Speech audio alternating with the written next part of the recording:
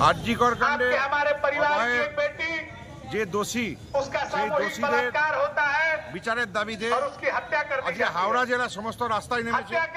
দুঃখের বিষয় হচ্ছে যখন আমাদের আন্দোলনের মিছিল চলছিল সেই সময় পুলিশ মানে প্রত্যেকটা মিছিলের যারা অংশগ্রহণ করেছিল তাদের উপর লাঠিচার্জ করেছে, তাদের উপর অমানবিক অত্যাচার করেছে। কারণ হচ্ছে পুলিশ আজকে মমতার দলদাসে পরিণত হয়েছে। কারণ মমতা ব্যানার্জি চাইছে না যে এই বাংলায় যে তৃণমূল দল ছাড়া অন্য কোনো দল থাকুক। আর মমতা ব্যানার্জি জানে যে এই ঘটনার সঙ্গে কারা কারা জড়িত, তারা তাদেরকে আড়াল করার জন্য এবং বাংলাকে স্তব্ধ করার জন্য যে ধামাচাপা দিয়ে কিভাবে স্তব্ধ করা যাবে তার জন্য মমতা ব্যানার্জি যে পুলিশকে কাজে লাগাচ্ছে, তারপরে বিভিন্ন জায়গায় এই আন্দোলন দমিয়ে দিচ্ছে। কিন্তু বাংলার মানুষ, হাওড়ার মানুষ, হুগলির মানুষ আজকে জেগে উঠেছে, তারা রাস্তায় নেমেছে, লড়াই করছে।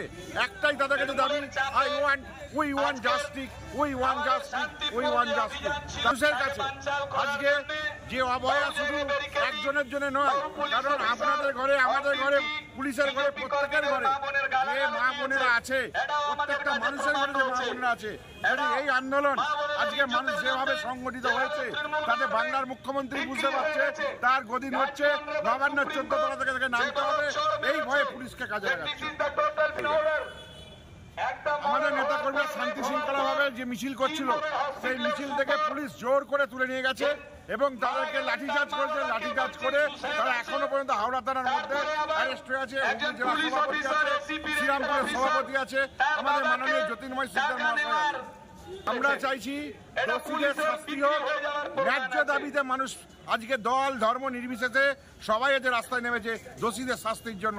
তাই আমরা চাই এই অভয়াকাণ্ডের যারা যারা দোষী আছে, যত বড় মাথা আছে তাকে শাস্তি দিতে হবে এবং জনগণের সামনে, বাংলার মানুষের সামনে, সারা ভারতবর্ষের মানুষের সামনে দোষীদেরকে কাছে আনতে হবে। নেতাদেরকে থানার মধ্যে ঢুকিয়ে রেখেছে এবং লকআপে আছেন।